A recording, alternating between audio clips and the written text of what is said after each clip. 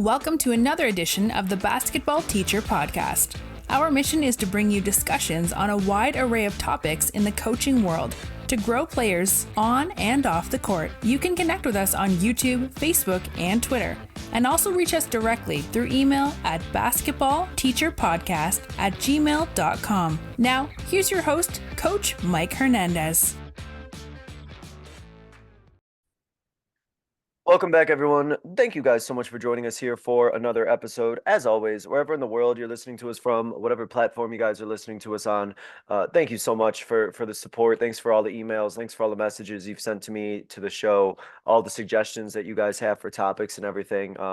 It truly means a lot as we've been doing this for 4 years now, to see that you guys are still getting so much value out of this, that there's stuff that you want to hear me bring guests on to talk about. And it's really great, and it's really humbling, and I'm excited to keep doing this. And one of the issues I talk about a lot in my coaching circles, and I'm sure you as listeners are in the same position as well, is there's so much happening right now between coaches and administration, especially in the high school level, definitely in the college level too, with so many things happening with high school sports and college sports getting crazier than ever, with transferring and all these other things happening and going on. I think it's maybe now more than ever super important that as coaches you have a strong relationship with your administration, and that they're both on the same page, both have the same vision, and doing right by kids and doing right by a program. So that's what we're going to get into today. We're going to talk about maintaining that strong relationship with administration, how to make that work, what you should be looking for from your admin, what your admin should be doing for you, what you should be doing for your admin, some of the challenges that exist out there in the coaching and administration world, and also some advice for coaches who may be looking for a new job in terms of what they want to be looking out for a good administration. So that's what we're getting into. Very happy to be joined by a very seasoned basketball coach, a lot of experience under his belt, and as we just talked about, kind of having a lot of these conversations as we speak with administration. Really happy to be talking to Coach Jahrrend Arnold today. Coach, appreciate you again being able to come on and talk to us today. How we doing? Oh, good, pretty good, man. Thanks for having me. I really appreciate the platform, and honored to be on here. Awesome, Coach. Let's go ahead and start with your basketball journey and your coaching journey. I know there's been a lot of variety, a lot of stops along the way, a lot of places the game has taken you. So talk us through where your basketball journey and your coaching journey has taken you. Man, I'll start, man. Did not think that I would get into this game and be almost 12 years in. So got into the game. I was actually working for the government back in about 2014 to 2016, and worked for the government, did really well there. And then I just got tired of working at the desk job, man. I played basketball 3 years varsity in high school at Steele High School out here in Cibolo, Texas. I was a 3-year varsity letterman player there, and then went to college, played under Coach Bonowitz at Concordia University, and then had a short-lived experience there. You know, D3, D2, D1, any level of basketball is high level. I tell kids that all the time, and I didn't know what I was really getting myself into at the D3 level, where I thought I could go in there and do my thing and do my own thing on a college side, and it was totally different, man. It was a real job. So, was fortunate enough, man, to get a good job working for the government at a young age. Did that, made some real good money at a young age, and invested well. And I just got tired of working at the desk, man. And I got an opportunity from Coach Lance Lewis. He was the head coach at Clemens High School and was the associate head at St. Mary's Hall. And he called me up. He said, "Man, I need you to get these boys in shape. Let's come over here. You need some help with the JV side." And went over there, started working with Coach Lance Lewis. He gave me my first opportunity into the high school realm in San Antonio. And I was the JV head coach for about 4 years. Finished my degree up on the side, got my bachelor's and my associate's degree from Wayland Baptist University. Did that, got an athletic director job out in New Braunfels at St. Peter and Paul, small little private school, but really good spot down in New Braunfels, Texas. Real good folks there. School was led by Father Stephen, and head of school by Jeff Lightsey, and they gave me my first shot at a head of a school of an athletic director role. So that was beautiful. So did that. Well, all that was going on during COVID. Jimmy Smith, the head coach at Millsap University, he got the head job at Trinity University. Had a sit down talk with him, and he let me get my feet wet in the NCAA realm. And I was his second assistant behind Sterling Holmes. who's still there right now. And Coach Smith is still the head coach there now at Trinity University. So got my first start there. It was 3 years on his staff. And then I took the head job at St. Mary's Hall, which was a rebuild. It was gonna be a tough rebuild, and we did that in the past 2 years. Did a really good job and kind of made St. Mary's Hall more relevant than what it was, and it was great, man. Had a fun time doing it. Made some good relationships, met some good people there along the way, and now, man, free agent, man. I've had a couple interviews from D1, D2, D3 college, and some big high schools have called, but I don't know, man. I don't know if I want to get back in that college realm or if I want to get more in the administrative or go back to the high school level. I don't know yet, man. Me and you were just talking. I'm getting interviews, but really I'm actually interviewing Yep. the schools. Yep. Yeah. Yeah, absolutely. It's crazy that how relevant this topic is for sure. The fact that you're kind of going through that process of building relationships and administration and all that good stuff. Coach, I want to pick your brain here a little bit. You're just from the college side, and you Yeah. know you're plugged in a little bit to what that college scene is like. So I wanted to ask you about where you think we're at right now with the NCAA here in this post-COVID world, so to speak. Where do you think we are at right now in the NCAA? Do you think things are better for college athletes? Are things more difficult for college athletes? How do you kind of see like what the situation is right now with college athletics? Man, it depends on what level you're at and what type of player you are. If you're a high level player, you're a top, you're a 5-star, 4-star, it's great for you because, I mean, NIL, NIL deals real thing, and it's like Uh-huh. these guys are getting real money, and these guys at a drop of a dime, they can say, "Hey, I don't like Coach Arnold's style. I'm gonna transfer to Duke the next day, or I'm gonna transfer to Hmm. Baylor the next day." So it's post COVID, it sucks for the D3 player.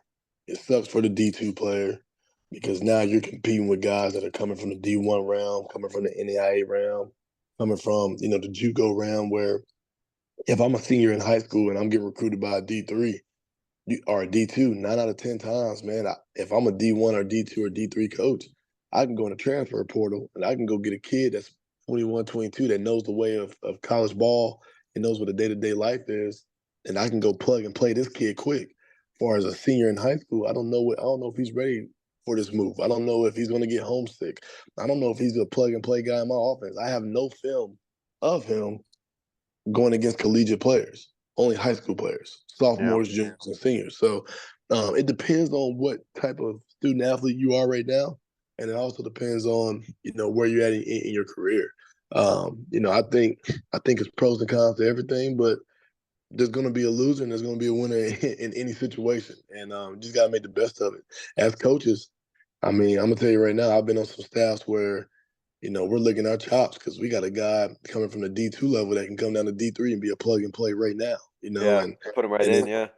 put him right in, man. He's 21-year-old kid.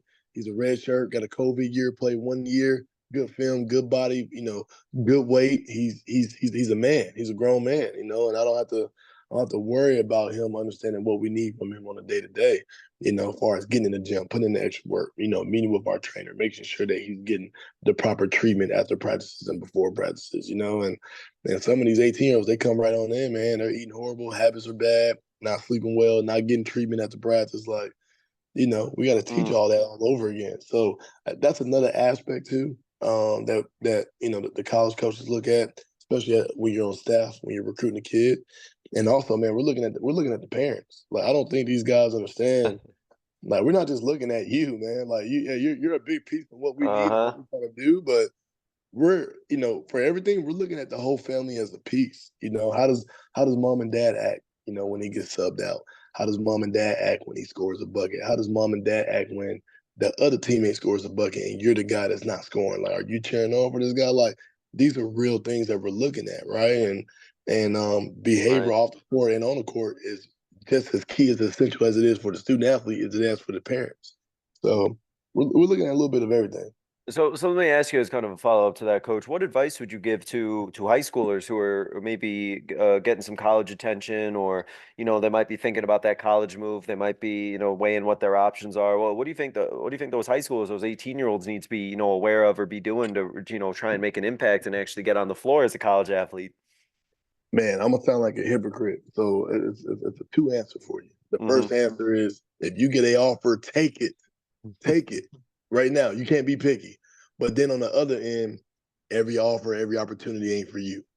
So, I'm kind of contradicting myself, but it's you got to understand that hey, it's slim pickings out here. So if I get something, I need to take it, get good film, get good workout, get good work ethic, make a good name in this NCAA thing, but also understand, man, is this a good plug and play for the way I play? Is this a good style of an offense? Do they play defense the way we play? Are they playing man to man? They're playing a lot of zone matches. On the offensive end, how are we running? Are we coming out of a motion set? Are we coming off of DHOs? What are we doing? Right. So you gotta, as a player, you really gotta think like, is this the type of style of the offense I want to play for the next 4 years? But also be realistic with yourself. 9 out of 10 times, you're not gonna be at the school for 4 years. And it's sad to say, but you're probably going to transfer a year two, maybe year one. So you got to look at every situation and see what's good for you. But also, you can't be picky. You can't be picky now. It's just, I don't know when it's going to let up. I don't know when it's going to give up. But I know right now, for the next 3 to 4 years, we're still feeling that COVID. Yeah. I agree to that point though about I think for what you said for a lot of high school athletes, I don't know if they realize the fact that them getting an offer, how big of a thing that is because of how much of a pool that these colleges have to choose from, that if they're going to take their time to actually give that offer to a high school player, like that's huge. And so yeah, to your point, right, maybe not necessarily be super picky, like get in there, get on the Yeah. court out there, and then Yep. if you got to make a move or make a switch after that, you can, but like you don't got a lot of time to be waiting on something, because otherwise that decision's gonna that offer's gonna get pulled, and then some of you might get left in the dust, so to speak. Oh, hey, and funny story, Hmm. right? So, me being an AAU club owner as well, Yeah. 9 years going with Arnold Elite, man, we had a really good run, still going strong. Um, we were recruiting a kid, and he was like, we're recruiting the kid and we're recruiting the parents, right? So we're trying to get the kid to play AAU for us for the next 3 years. Local kid out here in the Cibolo area, and he's like, no, I'm gonna go play for this circuit team, this shoe team. And I sat down with his dad, sat down with him, and I said, look, man, COVID just happened, dude. We got an EYBL kid, D3 right now. Like, I don't think you understand. The landscape does not look the way it looks no more. and this kid went and played for a circuit team. He didn't go EYBL. He went EYBL 1 year, then he went to another circuit team, then he hopped on another circuit. And this kid ended up at a D3. And me and the dad seen each other at Walgreens, and he was like, man, you was right, coach. Because we were paying for all these flights going here and there, busting our butt, where we're getting the same offer we had when we weren't even playing EYBL or playing on the circuit shoe team. And I said, dude, I told you, like, things have changed. After Yeah. COVID, things have changed, man. And I think a lot of parents are starting to understand that. I've seen Gilbert Arenas make a really good point on his podcast. He basically said, I'm training my son. We're not doing AAU. I'm taking a break from this. We're training now because I already got 7 Power 5 offers. So it's like Yeah. if these teams want me, I'm good. And that's kind of look at these other kids. If you're getting D3 offers now and D2 offers, yeah, you might bump up to the D2 level, but 9 out of 10 times, man, those D2 schools, they're looking to bring in one freshman and they're bringing in 3 to 4 transfers, Yep. Yeah. average. So yeah. Yeah, no, it's the how special that is to be getting that offer, because you might be that one incoming freshman offer in a sea of transfers, like you said. It's a lot different than how it was. Definitely. Uh, as we kind of shift the topic, Coach, let's talk about the idea of having that strong relationship with your administration. Super important, college level, high school level, any level, for that matter. And I want to ask you about what goes into having a strong relationship between a coach and administration. What role do you think both the coach and admin have to play in order to make that relationship a healthy, strong, and productive one? Oh man, I think holding not just your head coach of course that you're paying money to have there, but I think the student athletes, man, we got to hold those kids accountable, the same way we want to hold the head coach accountable. And administration, from the college level, in my experience, from the college to the high school level, oh man, it's night and day. Like The collegiate Mm. level, they get it. They get it at the collegiate level. They, by all means, everything is making sure that our coach is set up for success, that our coach is willing to, our coach is able to get every tool he needs to be successful at the collegiate level, especially at Trinity. Trinity University is such a, I call it the D1 of D3s. Like, it is the most remarkable school, not just facility wise, but administration. Everybody's in key, everybody's in lock, everybody's in hand, and we know what the goal is, you know. And it's good when you have that with your AD, your assistant AD, trainer, the equipment manager. Everybody's locked in. So that's great, right? At the high school level, it's a little bit different, right? And in my case, it's different, right? It's a lot of politics played into it. It's a lot of it's more corporate than trying to get the job done. Far as, hey, we're putting a team together, we're changing the culture. This is what we're doing. This is the attitude we need to have. This is what we need to be doing. You know, we can't get no, I can't get no email saying, hey, coach, you can't have a 6 a.m. practice on a Saturday morning. Well, why not? The team that just beat us by 20, they do it at 5 a.m. You know what I mean? And that's the difference of, do you want to win or do you not want to win? Well, we don't have to go that route to be that level. Well, this team proved that they're doing it, and this is what's happening. And I'm a firm believer of, if I wake up at 8 a.m., man, I'm mad at myself because I feel my opponent woke up at 7 a.m. And that's the attitude that I want my student athletes to have, man. And when you're trying to change a culture, you got to understand that, right? And when you're interviewing for these jobs, these are now questions that I've learned to ask now, you know, that I didn't know going into certain jobs. Like, what can I do and what I cannot do, you know? And now that these are real life experience that we have experienced, now I can go into job interviews, you know, more knowledgeable, not ignorant. I know what I know now, understanding what certain situations is, and now I can call fluff. I can call fluff in the interview and say, yeah, I'm gonna pass on this one. They're not ready. No, Well, and how would you define that? When you say fluff, what does that mean to you? dude, first thing I hear when I hear out of an AD's mouth is, oh, you know, we need to really change our culture here. This is what we need to do. Well, why haven't you been doing it? Mm. If you're the AD, why haven't you been implementing that? It doesn't start with the head coach. It starts with the AD. It starts with the administration. So when I hear that, I'm hearing fluff. That means there's something holding us in the back from not obtaining that goal. You know, and it can't be fluke, right? You can't say we want this and that, but you only got one team succeeding. So if I'm an AD and I'm running a full program and I got 11 sports and only one team is making playoffs and going to state, that tells me that sport lucked up. You know what I mean? Like, that tells me you got some good luck, you got some good players. You're in a good situation right now. Your other 10 sports, they're suffering.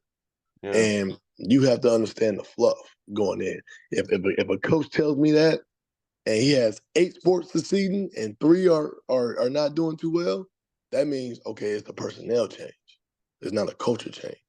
And that's what I mean by fluff. And you can read it, man. You can go in there and read it and look at the coaching staff from, you know, years before and say, man, you've turned over 3 to 4 coaches in the past 6 years. Yeah. I don't know. Yeah. I don't know. I think it's you, man. How do you say when you break up with a girl? Hey, it's not you, it's me. I Yeah. think it's you, it's not me, man. So, Uh-huh. you know, that's what you gotta look at, man.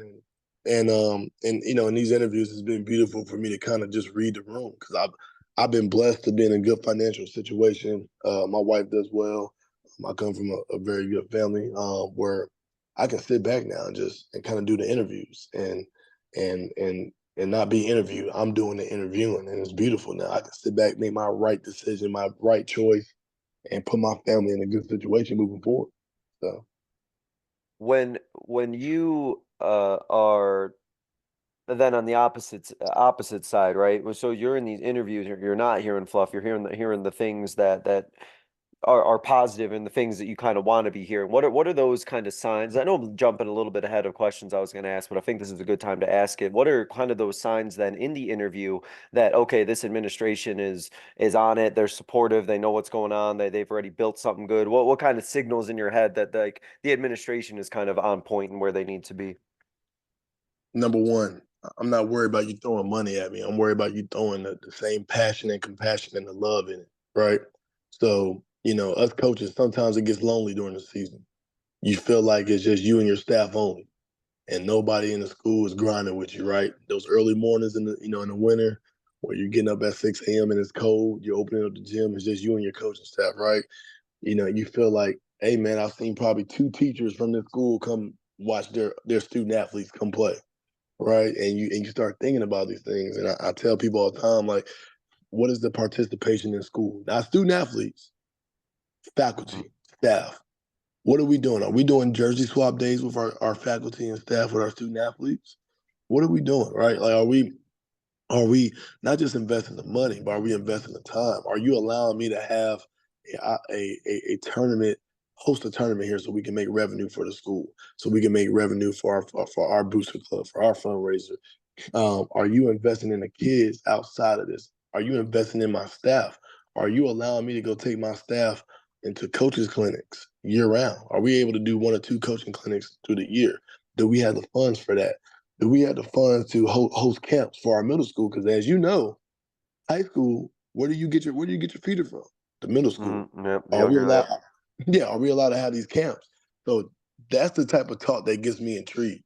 When ads and administrations bring that up in the interview, now I sit up. Now you have my attention, because now we're not just talking. Don't worry about my salary. Don't worry about that. Let's worry about, what is the budget for my kids?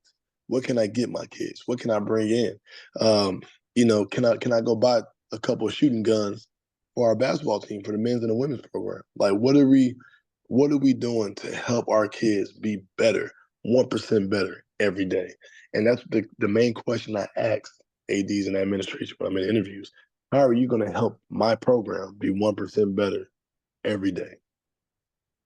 It's interesting that you bring that up, because when I think about, I was kind of doing a little bit of reflection and thinking. I think that with administration, you really get the sense right away of admin who are really connected to the programs that they work, and really want to, make sure that they check in with their coaches, make sure that things are good, and work with the coaches to find out the things they need. And then I Yeah. can think of other situations too where that's the opposite, where administration kind of tries to completely kind of almost separate themselves from everything and just kind of be in their own island and let coaches do whatever, but not really supporting them, just kind of letting them be and do their own thing. But you can't, they're not really accessible, if that makes sense. You can't really reach them or access them, and then they're kind of distant in their own way. I've definitely seen both.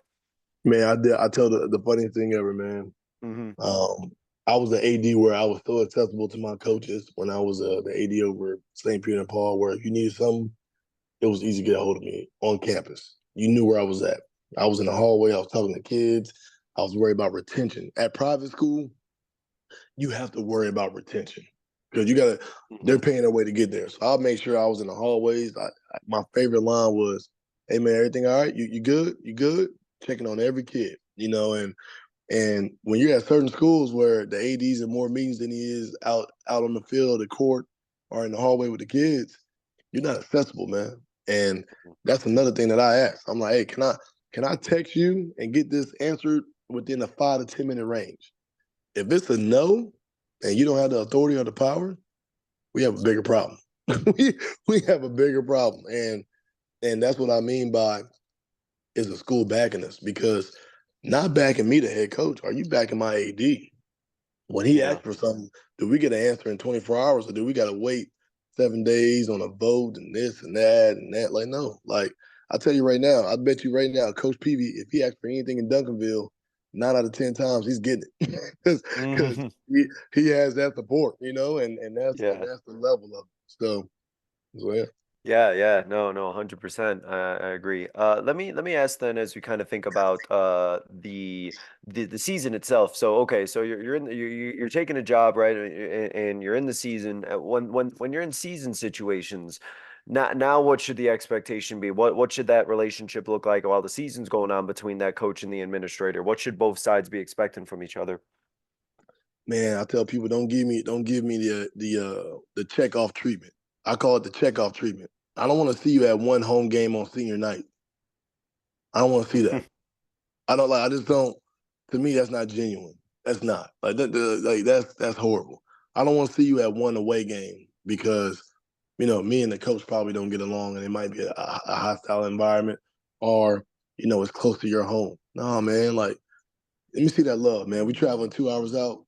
I want you to come out there with us one out of every 2 years. A home game, I need to see you at least 4 times.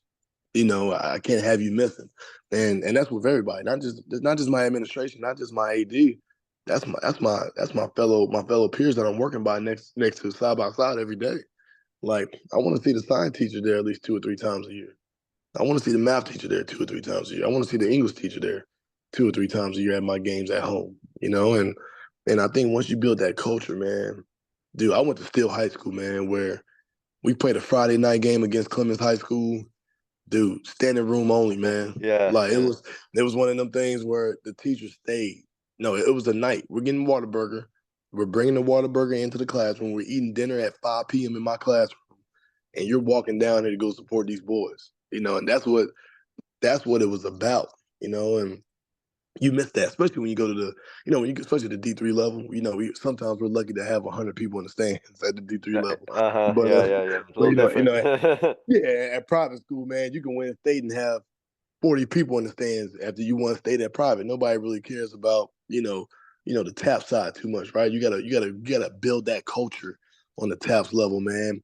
At a 6A 5A school, the team can go 1-20 and they got a packed house. It's insane to me. So it's you got to build that culture at the school. You gotta get people excited on campus, man. And I think it starts with that. It really does. Yeah, I think for coaches, that's a really good thing to kind of be thinking about, and we're kind of do a little bit of reflection on, is how much do you feel like you are connected and everybody else is kind of connected to your program? Because I've been in situations and I've seen situations where you see these different programs at a school and they're almost on their own island, like there's nobody out there supporting them. They kind of seem to be Yeah. doing their own thing, and I think the players can feel that. The players can kind of feel when nobody's out there to support them, or they feel like they're doing their thing representing their school, but nobody's Yeah. out there to cheer them on and nobody's out there to support them. And it's like, well, I'm representing my school, but nobody's actually coming out to support the school, and it creates this really strange dynamic. And I think that makes a lot of players kind of question, hey, is this the Yeah. right place for me, or why am I even here? Why don't I go somewhere else where there's actually going to be some support and love for me, sort of thing? Yeah. No, Yeah. definitely. That is true. That is true. What should so let me ask you then, what should coaches make sure that they're doing to also in their part of communication of admin? So as coaches are going out for their season, coaches are doing their thing, what are the things that they need to make sure that they're either notifying administration, talking to them, asking them about? How are they making sure that they're communicating the things that they need correctly to their admin, and what should they be making sure that they're telling them? Man, one, team bonding things you want to do. Hmm. Every year we always do. Every program I've been with, I've done either chicken to pickle or top golf. In September, to break the ice, let family come out, enjoy it, meet certain parents that you might not have met before, and kind of put a face to a name to the student athlete, right? Yeah. And also too, moving along in the season, making sure once a month we're doing a team bonding event. Because people don't understand, in the high school level and the college level, basketball is the longest season because Oh yeah.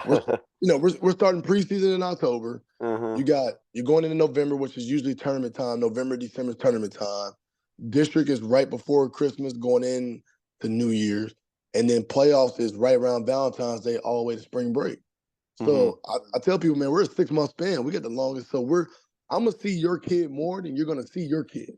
And I don't think Yeah. some parents understand that, right? Where you might think little Johnny is all good and great, but I'm gonna tell you, hey, this is what he ain't doing, this is what he is doing, this is how he's talking back, this is what he's not doing to us, this is what he's not doing for his team. Like, we know you're a student athlete 9 out of 10 times more in their teenage adolescent years more than you do as a parent. Because we're Hmm. here with them from 7 a.m. to about 7 p.m. And that's what we try to convey to our parents in the parent meeting. Like, we need to do those team bonding things once a month. We tell the administration, like, it is important for us to go bowling as a team, once a month. It's important for my wife to host a holiday dinner, you know, after practice or before practice on the weekend. It's important for us to do that because it builds the team, and if you got one guy, man, I've seen it, dude. I tell people all the time, dude, I've seen people, couldn't play their roles. They brought down the whole team. They brought down the whole the whole build of a program because they couldn't play their role. You know, and I tell people all the time, you do not want to be that guy because it develops bad habits, number one. And dude, that karma is bad, man. Like, Yeah, right. you don't want to be that guy, dude, you know, and I tell people that all the time. So that's kind of the things we do going into the season. And administration, man, one thing that I learned from Coach Hubbard at Still High School, man, when you get your schedule out, you know, before Twitter and Instagram sees that schedule, I'm shooting that thing to my principal, my head of school, my faculty, my staff.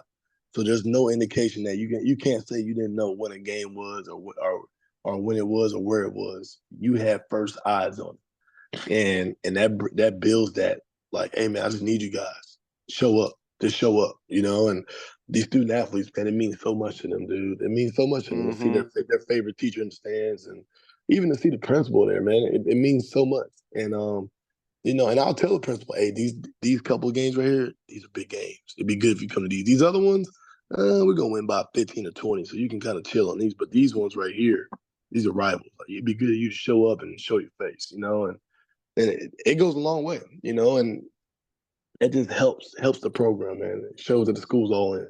So. Yeah. No, that's awesome. I think, as I was hearing what you were saying and I was kind of, reflecting, I completely agree with what it is that you said. Is for me, I know it's always been important as a coach is making sure that I'm always, letting my administrator know, things that are going on, things that I'm looking for, things that I need. Also, talking about the things that are good that are going on, things that are worth celebrating, things that are worth doing. I think that it's really helpful I know it is for my AD right now to kind of always be in the know of like what's going on. He really Yeah. loves knowing about all the things that we're doing, all the things that are going on. He loves to, have that information, to have that accessibility. And I think as coaches, if you have that really strong admin who's really wants to, be a part of things, really wants to know what's going on, like as a coach, you gotta keep them clued in, keep them filled in, keep on them, keep them proactive, and keep making it a priority. Because I think if you do that, then that also shows that admin, hey, this coach is not just clocking in, clocking out. They're here, for the long run, trying to really make something good happen. Oh man, when I was an AD, man, I say, do you know you got a good coach? When the coach doesn't send the uniforms home with the players and he takes them and he's in the laundry room at 10 p.m. doing the laundry. Yeah, I Dude, remember those days. I remember doing that. I dude, still do it because now. Yeah. cause nowadays you can say, hey, yeah, take them, y'all do your own laundry. And bro, my coaching staff, man, Coach Anthony Haley and Coach Holman Harvey, we would sit after games to reflect, and we would stay at the school till like 11 p.m. doing laundry, how we can get better, what we can do better, what lineups work, what lineups didn't work, and we took pride in it, man. Like it was like, no, we're doing the laundry. Like it was like a coach, assistant coach, head coach, like bonding moment. We go get some Chipotle and put that Chipotle on the dryer, and we eating and we folding, man, and and we're hanging up uniforms and we're locked in, man. But that's how you know, as a AD, man, you got a good guy that he cares about the program because I mean, this dude's doing laundry where he don't even have to do it. You know, it's like, Yeah. you know, He's out. No, definitely. I mean, he's like clearly you can't be in it for the money at that point. It's no longer nah, about money or anything like that. You're putting those no, sort of man, hours in, right? Um, yeah, So I want to let me pick your brain a little bit from because you've been on that AD side and I think coaches sometimes don't really know maybe some of the things that even ADs are looking for when they have a guy that they hired. So in your experience, right, you put yourself in your AD shoes when you're yeah. looking at coaches and you're looking at coaches programs, whether it's games or practices. What tells you as an AD, okay, this coach and this program this is where we need to be and I can look and know everything's good, and what also gives it away that something's up here, that the culture isn't right. How do you kind of pick up on that just by looking at practices or what's going on during games? Man, it's like so when hiring, man, number one, when you're hiring someone, um, identifying small traits. You know, is he practicing for 90 minutes? Is he doing a 2.5 hour practice? 2.5 hours. I mean, is it really productive after 90 minutes? I don't know. As an AD, what's productive? You know, teenagers, man. After 90 minutes, dude, they're worried about what's on TikTok or what's on their Instagram, right? So 90 minutes. Are you being productive in practices? Do you have a game plan? Do you have a practice plan? How does your practice plan look? Is it different from your freshman to your JV to your varsity? Because if your practice plan is the same from freshman JV to varsity, I don't know if that's conducive. I don't know. I think sometimes, we're unclear, we're ambiguous about what we need from each team where, hey, dude, freshman team, I need you guys working on getting downhill, getting to the rim, right?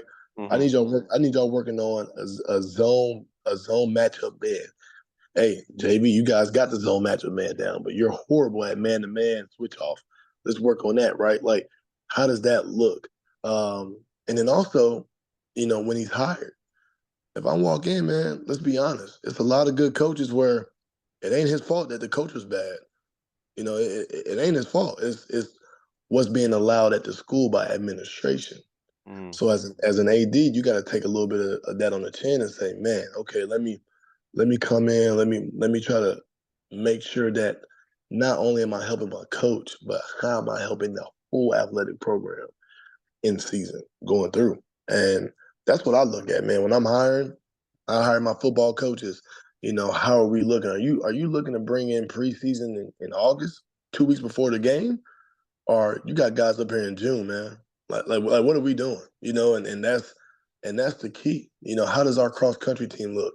If it's really only 8 cross country runners, why you don't have any of my soccer or basketball players in there? You're not out recruiting these hallways. You're just here to pinch in that little $8,000 stipend. We got a problem. We got a real problem. So as an AD, those are the things you have to look at, and see if this guy's here for the check or does he really care, and it goes by practice plans, man. I'm telling you, dude, you can tell a lot about a coach by his practice plan.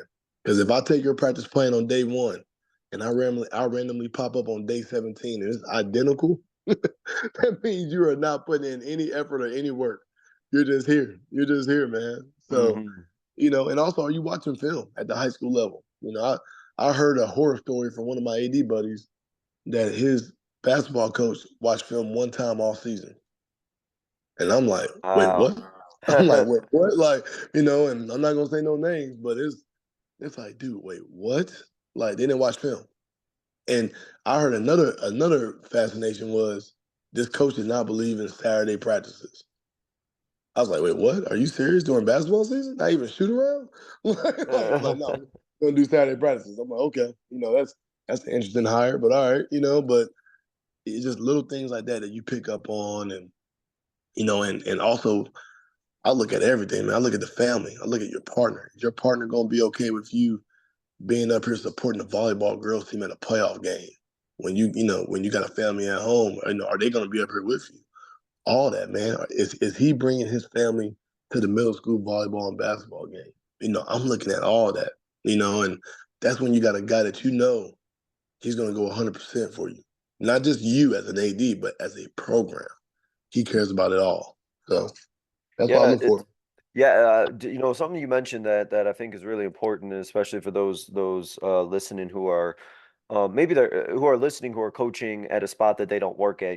That's where I see a lot of really interesting things happen. I've seen great coaches that come from off campus. I've also seen some interesting situations. But to your point, one of the things that you mentioned that I thought was really interesting was the if you're a coach who's coming from off campus, how much work do you do to kind of connect to everything else that's happening? Are you going to be somebody who just kind of comes in and out of your program and just Yeah. kind of do your thing? Or like you said, to your point, are you going to be somebody who's going to be out there in the hallways recruiting players for the cross country team or supporting the other teams and programs that are out there? I know that some of the best coaches that I've seen that come from an off-campus situation, they're the ones who it almost seems like they're on campus because they still make themselves visible, they still make themselves noticed, and they really ingratiate themselves and make them a part of the school culture. So I thought that was interesting that you had brought that up.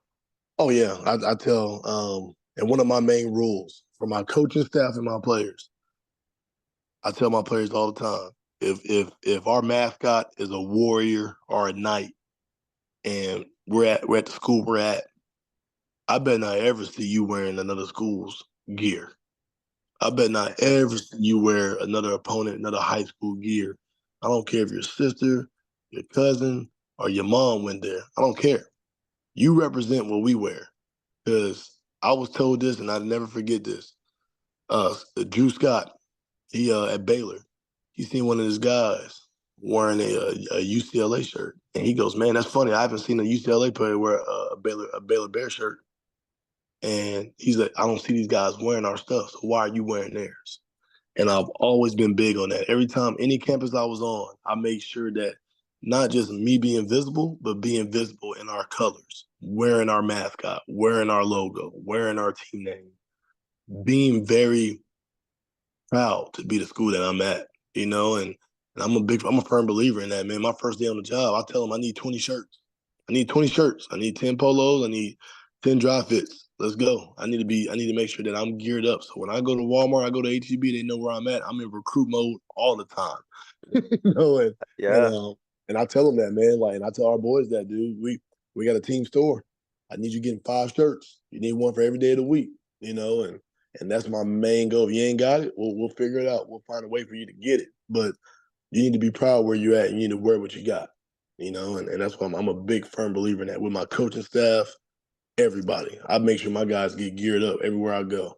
No, So, I like that. I like that a lot. Yeah, yeah. I mean, what's funny? I don't think I was trying to think if I ever had that situation where I was a player wearing somebody else, another high school's. I don't think I've had that. Luckily, I don't even know how I'd react. I can't even try to imagine one of my girls doing something like that or somebody like that. So, whoo, dude, I'm telling you, man. it's like my heart rate's going up thinking about it. Like, oh man. Yeah, man. Yeah. I had a kid. I had a kid wearing Oak Hill Academy. He had an Oak Hill Jordan brand shirt. He went to like the camp, and I was like, man, that's a cool shirt, man. I said, you're not wearing your St. Mary's Hall basketball camp shirt. And he was like, wait, what? I said, dude, I don't see nobody at Oak Hill Academy wearing St. Mary's Hall. Uh-huh. Went to the locker room, took it right off. Yep. I was like, Yeah, makes a I big said, difference. Yeah. I said, we building something, man. Like, hey, I need you in, bro. I need you in, man. And Uh-huh. if you're not in, man, I'm sorry, And he went and took it off, put his shirt back on, and he's like, I got you, coach. And, And I was and like, and I'm sure it never happened again. After that, it oh, was you didn't have to never. deal with that one again, did you? No, no, I ain't see. If I did see, he probably slept in it at home. I wasn't there. Oh, so, that's funny. That's funny. That's awesome. yeah. All right, I want to ask Coach because we kind of talked about this with kind of the post COVID thing and the way things are right now. So let's talk about kind of the situation that we're kind of in with athletics, high school wise, 2024. What are some of the challenges you think that exist right now for coaches that maybe admin or athletic directors might know about? What are some things you think even at the high school level that coaches may be going through or experiencing or dealing with that you maybe those in administration or ADs aren't exactly sure, aren't aware of what those issues are? Oh man, number one, accountability for these student athletes, man. I think if we're gonna hold our coaches at a certain standard, we're gonna make sure we hold our student athletes, even our administration, at a certain standard, and we need to identify that standard. Number one. Number two, I mean, it's sad to say, if you're a coach in high school, you're not in it for the money. You're not. Hmm. So I think pay is very important because let's be honest, who's clocking more hours at a school? The janitor, the coach, or the teacher, your regular, admin teacher. It's usually the coach and the janitor. those are the two. Those are the two people that's A on lot of campus. hours, yeah. A lot of hours that don't go unseen. And let's be honest, that $8,000, $6,000 stipend ain't really doing it. And I think our coaches and even our teachers, they need to be compensated for their time and their efforts away from their families. I think that's a big thing. And then also CDL, man. Every school wants every head coach to have a CDL, but you got to think about this. If I just had a bad game, I'm an hour and 30 minutes away. We had a bad game. Refereeing was horrible. It was a horrible environment. We lost by 1 or 2. Do I really want my head coach with all that on his mind driving back 90 minutes with a varsity JV and freshman team? Like that. Yeah, I get you. You see, that's another thing, right? We want to make sure that our coaches are clear-headed, they're free-minded. Because think about it, they've already logged in an extra 6 hours at the school to be at the freshman and the JV and his own varsity game. So I think having a CDL is important, right? Like instead of having a CDL, let's actually hire some guys to do this. I'm a big firm believer of we want to hire all these football coaches. How about we make these football coaches permanent subs and permanent bus drivers? So they don't have to teach a class. Let's make these coaches and basketball coaches too, right? If we want assistant coaches, let's make some basketball coaches on the boys and the girls side permanent subs and permanent bus drivers. So that way now our head coaches in football, basketball, baseball, cross country, cheer, volleyball, tennis, golf, they have a driver, year round. Right. And we don't have to worry about, oh man, we don't have a driver, or we gotta do this and that. So that's one of the things that I dealt with at the private school level, and a couple of my buddies at the 4A, 3A level in public school, they're dealing with that right now. And also real expectations. Like, let's be honest, dude. Like look at the talent that your coach may have and really understand, like, hey, dude, it ain't about X's and O's. It's about Jimmy and Joe's. Like this dude got 4 6 8s, a couple kids on the circuit. On my team, I got one guy playing year round AAU. The rest of them are, on vacation, or, they're doing something else, dude. They're doing another sport. So we got to have real expectations for our coaches and understand what their end goal is, right? So I think those are some main issues, man, going around. And I know some coaches dealing with more than just that, right? That some of the things that I hear, I just can't believe. I'm like, what, you're dealing with that over there? Like, wait, what? That's insane, right? But Oh, tons of different stuff happen, man. Stuff you probably can't even believe, anything imaginable, things you never probably even thought of, huh? dude, I had a coach tell me, man. He said it wasn't in the school budget for them to have what was it? It was like I think it was like detergent or something like that. He was saying, so he had to go pay for it out of his own budget, out of his own pocket, Wow. his own salary, and he never got reimbursed. They said it was gonna reimburse him, never got reimbursed. And it's like, are you serious? He's like, yeah. I was like, dude, that's insane. He's like, think about it. He coaches 3 sports because he's trying to make ends meet for his family.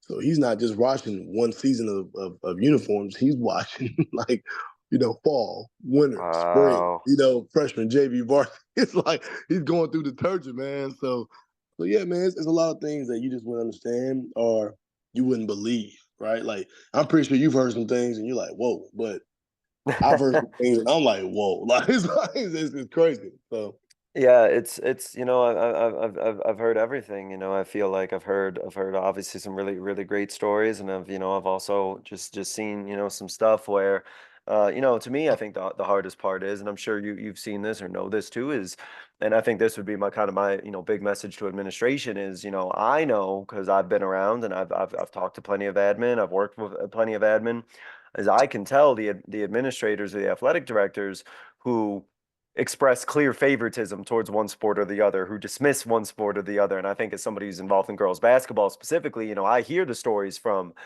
coaches who talk about the way the boys program may be looked at or treated or given priority over things over the girls, or that favoritism or all those things that yeah, exist. I would say, for me, one of the things I definitely look at as like a green light in administration is like, do you value the contributions that every coach brings, that every sports brings, and do you look at them all with the same, validity versus, picking favorites and, dismissing other sports or neglecting other sports, things of that nature.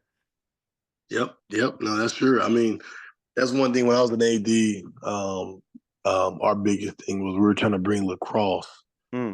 to New Braunfels when I was at St. Peter and Paul.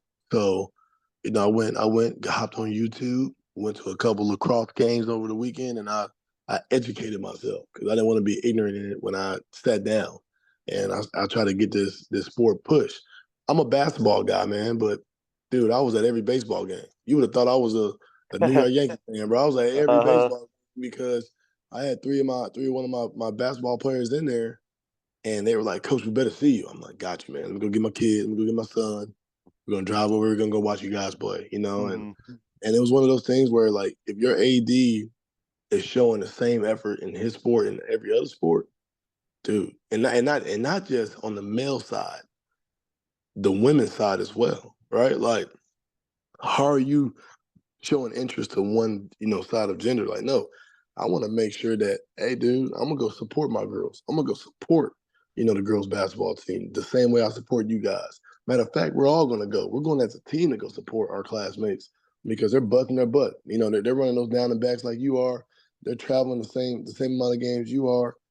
Hey, we're in this together, And I Mhm. think once they see that their coach is doing it, it's like, okay, this is the standard. This is what we need to do.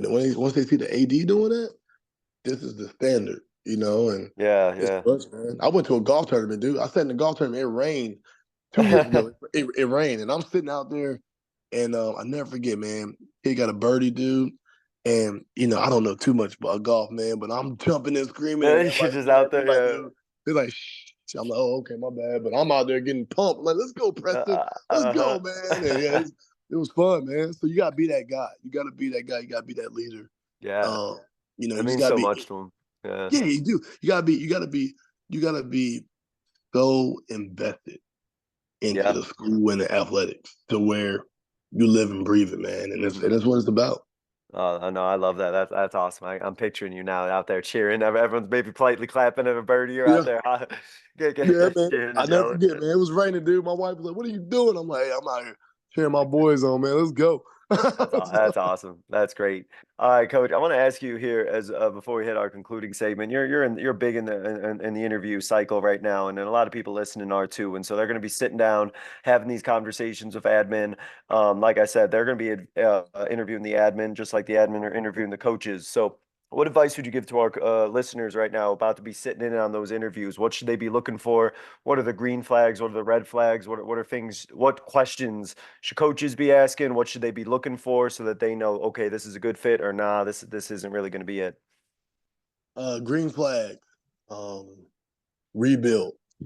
A lot of times, a lot of coaches think that's a red flag. Rebuild is sometimes a green flag because you get to put your imprint and your mark on the program. You get to set the standard on the program, right? Um, Another green flag is when you walk on campus, how many student athletes can you identify when you walk on campus?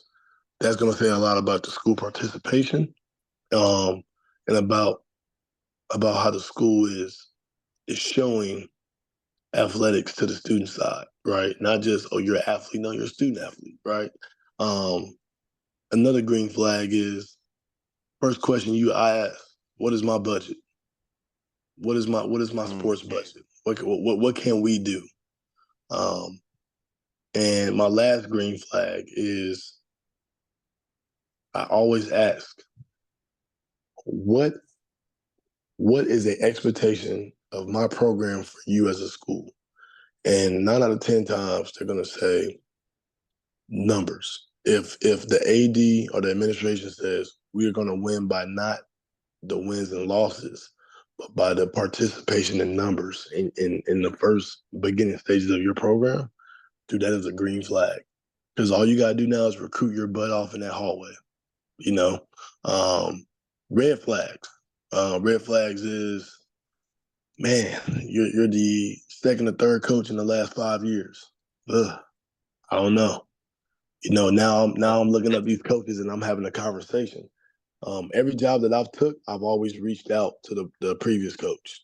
I've always done my courtesy, always gave my honor to that coach in the game and say, hey man, what was your time like here? Right. And he might have burned the bridge, but it doesn't matter. It doesn't mean that you can't get over that bridge, right? So I think doing that, right? Once you see what's going on. Administration, um, head of administration, has there been 2 or 3 new leaders in the last 5 years?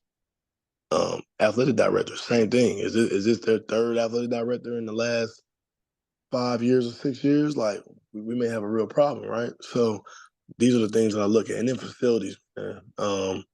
Facilities are key. Red flag, you go in there and football coach. If you don't have the proper equipment, you can't host the off season or spring football because you don't have proper equipment. Baseball, if that grass is looking like Corpus Christi Beach, we got a real problem. You know what I mean? And basketball court, man, if that wax is so thin you can't even see, a reflection in it, dude, it's a problem, right? So facilities is key. Those are some of those red flags that I look for. And also, how are they treating you? Are they treating you like in the interview? Are they treating you like, oh man, you know, we really need you to come here and be the savior? Or are they treating you like, hey, we need you to get this thing right? You know, and Yeah, big and difference. Yeah. big difference, man. And And also it's tough, man. You got to fall in people's shoes. Like I tell people all the time, dude, wherever I go, it's hard to replace me because I usually come with a full staff. I usually come with a culture. I usually come with a little swag, a little arrogance. But 9 out of 10 times, I bet 9 out of 10 kids they gonna love Coach Arnold because they know Coach Arnold cares, and we're going Mhm. 100% every day, every day. So that's what I would tell them. That's what I would tell them, man.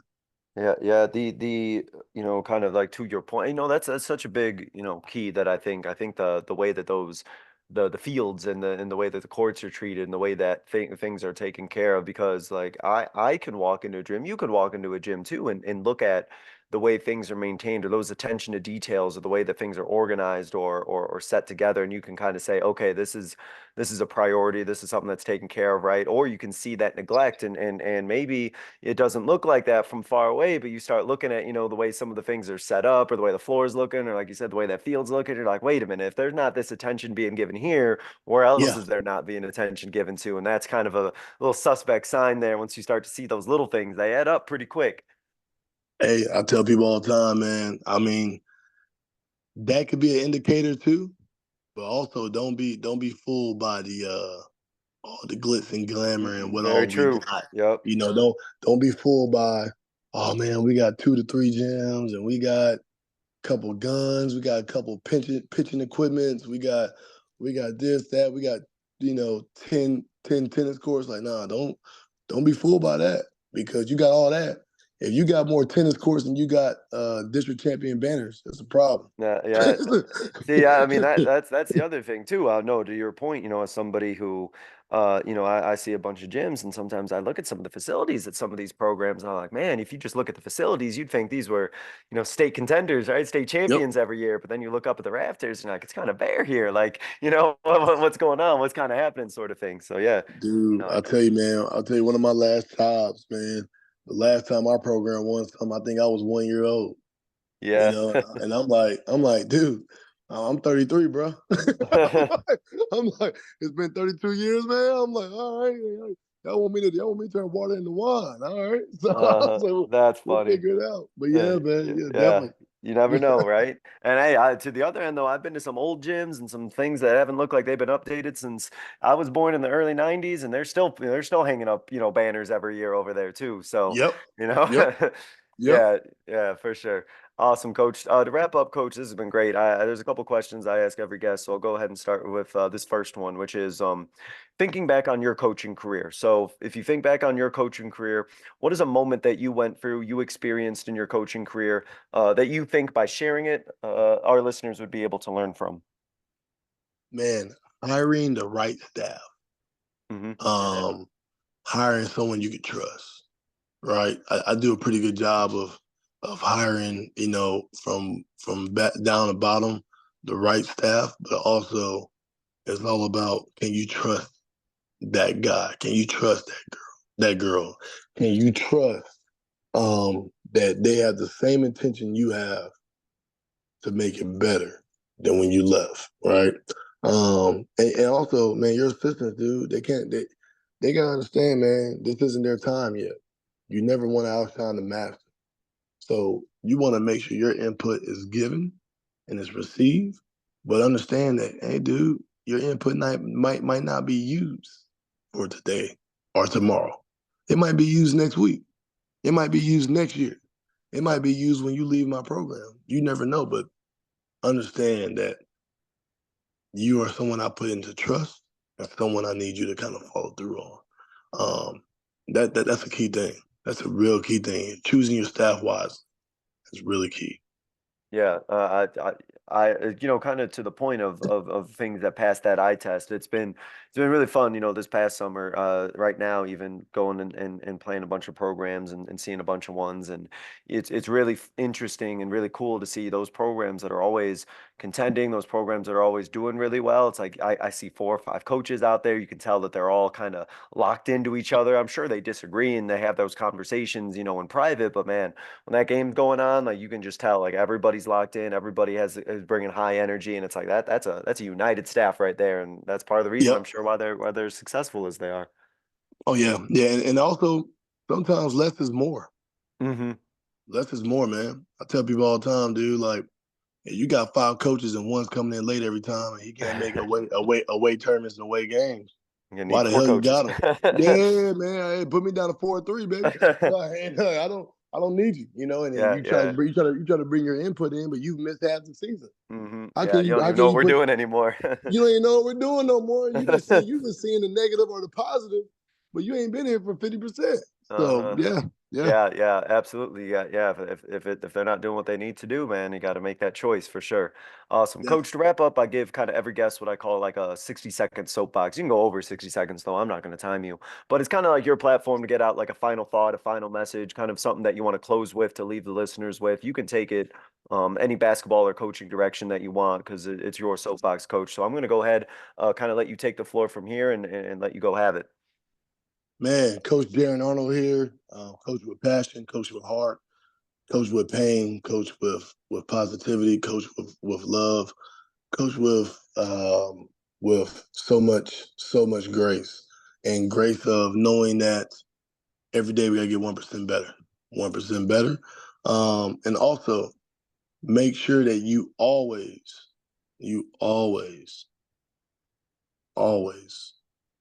prepare for every moment, not just practice. Prepare for the weight room, prepare for conditioning, prepare for the game, prepare for, that team bonding event, right? Preparation is so contagious. When you prepare for the little things, it makes the big things seem easy. And I tell people all the time, being 9 years in AAU, 10 years in school ball, 3 years in college, 7 in school as coach, man, you're never too experienced, too seasoned to learn more. So always keep learning, always keep growing, stay focused, stay locked in, and everything has to be with passion. Everything.